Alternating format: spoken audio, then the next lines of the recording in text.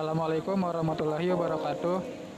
Kami mahasiswa Universitas Nasional Fakultas Pertanian ingin melakukan kunjungan sebuah kebun hidroponik yang berada di Depok. Sebelumnya saya Arif Wicaksono.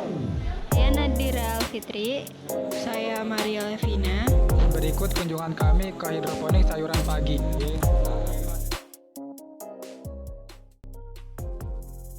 Sebelumnya perkenalkan, nama saya Abdul Holik. Saya dulu lulusan matematika. Di sayuran pagi saya sebagai CEO sayuran pagi gitu. Jadi saya berasal dari Wonosobo gitu kan. Merantau ke sini juga ke Depok pas kuliah itu. Terus sayuran pagi dimulai tahun 2018 gitu bersama adik-adik asuh, dan sekarang ya sudah dibikin sebuah PT buat pengelolaannya kayak gitu sih. Di sayuran pagi kan punya 2 kebun ya. Jadi kalau di kebun yang sini itu kebanyakan DFT sama sistem apung. Kita lebih secure lah ketika ada gangguan teknis dan sebagainya kayak gitu. Terus kalau sistem apung juga sebenarnya lebih ke ya secara bahan baku dan sebagainya murah, karena kan sistemnya kita bikin sendiri semua kayak gitu. Jadi pilihan itu lebih ke pertimbangan tanaman yang kita tanam. Memang kita merasa memakai sistem DFT ya paling aman aja sih, paling secure aja buat kalau misalkan ada gangguan teknis.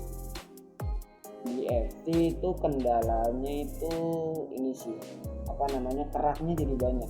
Jadi karena sistem airnya menggenang, jadi kadang nutrisinya itu kan jadi bergerak gitu. Terus lumutnya juga lumayan.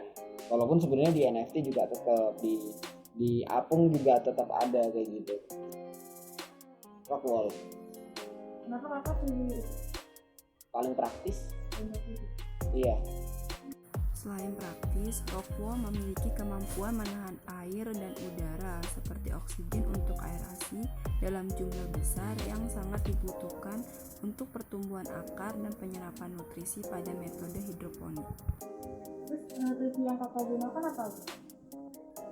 AB mixnya kita ya sekali lagi karena kita itu kalau di sini masih mencoba gitu, itu kita pakai nutrisi AB mix yang dari beberapa pabrik ya. Sama itu dulu dari Super Product. Terus yang kedua itu kita pakai nutrisinya Vertimix, punya Vertimix gitu. AB mix digunakan untuk pertumbuhan dan perkembangan, maka tanaman membutuhkan 16 unsur. Dari 16 unsur tersebut, unsur karbon dioksida dan oksigen dipasok dari udara, sedangkan hidrogen berasal dari air. 6 unsur makro serta 7 unsur mikro lainnya didapat tanaman melalui mekanisme serapan akar. Kita biasanya pakai satu kali tanam itu pakai satu nutrisi yang sama, tapi ya ppm-nya berbeda-beda. Maksudnya misalkan selada-seladaan di angka 800-an gitu kan. Terus untuk tanaman-tanaman oriental ya 1200-an kayak gitu. Terus kalau kailan ya di angka 2500-an kayak gitu. Biasanya kita siram tanaman itu kalau di pagi hari sama sore sih. Jadi lebih ke membuat tanaman lebih segar aja. Yang pasti sore, kalau pagi itu keadaan tertentu aja. Sekaligus untuk hama ya, karena kita nggak pakai pestisida kan. Jadi kalau disiram pakai air kan biasanya lebih ya banyak yang hilang lah gitu, hama banyak yang rontok. Kalau misalnya pas ada kayak musim-musim penghujan kayak gini kan masa-masanya hama berkeliaran gitu kan. Kalau musim panas sih aman biasanya.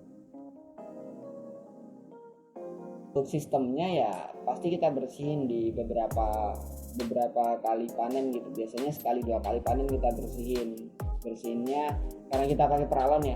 Jadi kita bersihinnya pakai pembersih akuarium tuh, yang magnet yang ditempelin terus dibersihin dari luar kayak gitu. Terus kalau greenhouse-nya sendiri setiap 6 bulan sekali kita sterilisasi gitu. Jadi nggak ada tanaman, nggak ada apa gitu. Terus kalau untuk tanaman sendiri perawatannya, hama itu kita pakai penangkap hama yang warna kuning biasanya di atas, gitu. Terus untuk perawatan juga di tanaman ya, ketika kita lihat gitu sore sambil nyiramin, kita lihat ada daun-daun yang kuning atau daun-daun yang udah terkena hama, terkontaminasi hama, ya kita petikin. Banyak sih tergantung tanamannya ya. Sebenarnya hidroponik non hidroponik sama gitu. Hama itu tergantung tanamannya ya. Hama umum ya kayak belalang, lalat, ulat, kayak gitu pastilah. Terus kalau misalnya di selada kan ada hama trip kayak gitu kan, spider gitu kan, banyak lah gitu. Dan kita harus panen setiap hari Sabtu dan hari Rabu.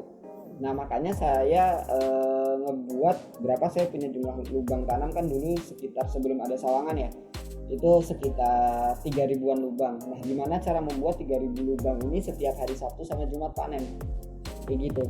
Makanya kalau misalkan ditanya biaya produksi per panen, tergantung kita lagi mau panen apa gitu kan. Cuman kalau per tanaman per lubang itu biasanya kita di angka 900 sampai 1.200 gitu. Jadi jumlahnya segitu gitu. Jadi kita tuh sampai kadang ya 3.000 itu, nanti kalau kalian lihat kebunnya juga itu ada tanaman dari sini masih kecil sampai sana udah besar gitu, kok nggak rata gitu. Ya itu sedang yang mikir bahwa saya harus nyetok tiap Rabu sama Jumat, ya udah gitu. Dari 3.000 lubang itu paling saya nanam cuma 50 sampai 150 sekali tanam, tapi setiap 4 hari sekali gitu saya nyemai. Jadi setiap itu akan selalu ada tanaman yang bisa dipanen kayak gitu.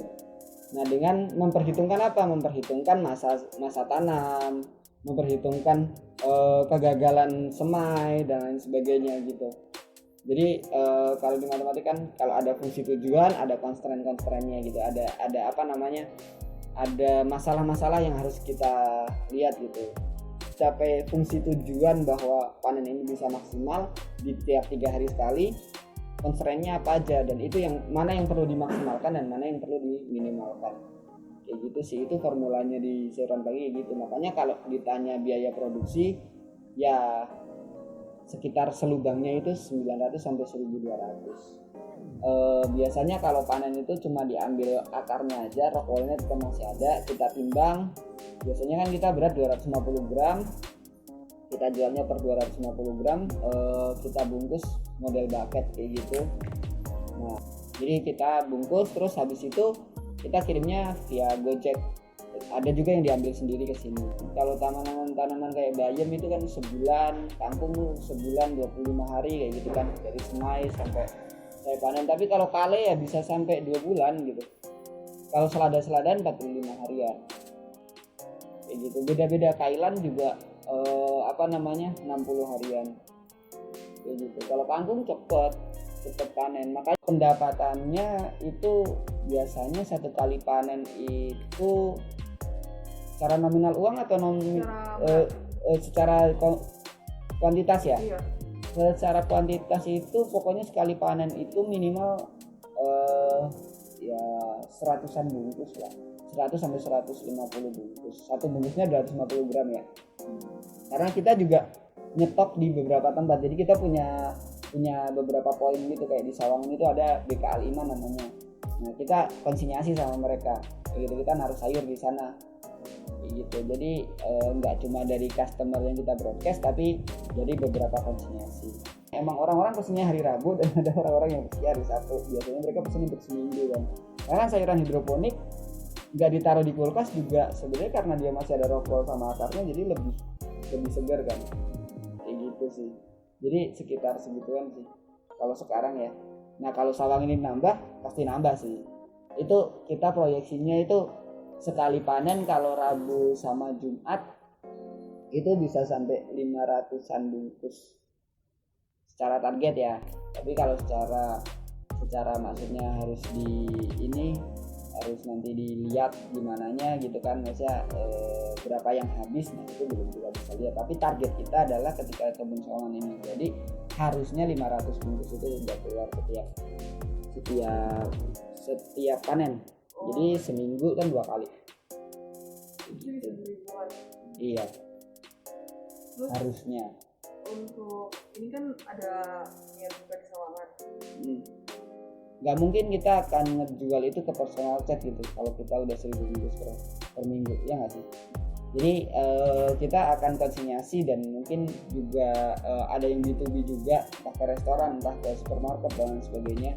Kita coba lagi bikin proposal itu kayak gitu. Kalau yang kemarin kan ya kita lebih ke personal dan sebagainya karena kita tahu kuantitas kita berapa.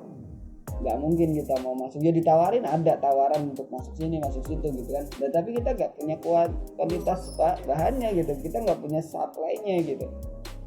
Jadi makanya sebenarnya ya ini gampang susah sih ke depan untuk nyari pasar, tapi kan minimal ya kita belajar dari yang dulu lah, minimal punya kebun dulu baru nyari customer, daripada kita nyari customer kebanyakan dulu kita nggak punya kebunnya, nggak punya tanamannya, mau jual apa kayak gitu kan jelek juga sih, dikira bohong atau apa nanti kan.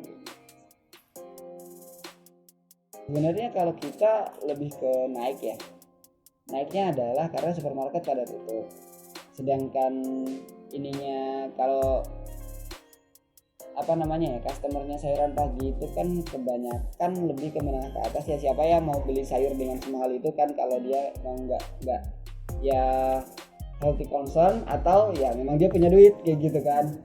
Jadi ya orang-orang yang biasa belanja di supermarket akhirnya milih online dong, nah dapat sayuran pagi dan sebagainya. Makanya selama pandemi ya kita meningkat gitu, yang dulu tuh sebelum pandemi itu kita maksimal di angka 5 juta 6 juta, pandemi kemarin sampai 13 juta gitu, 10-13, yang bulan ini juga udah 10 yang lebih gitu.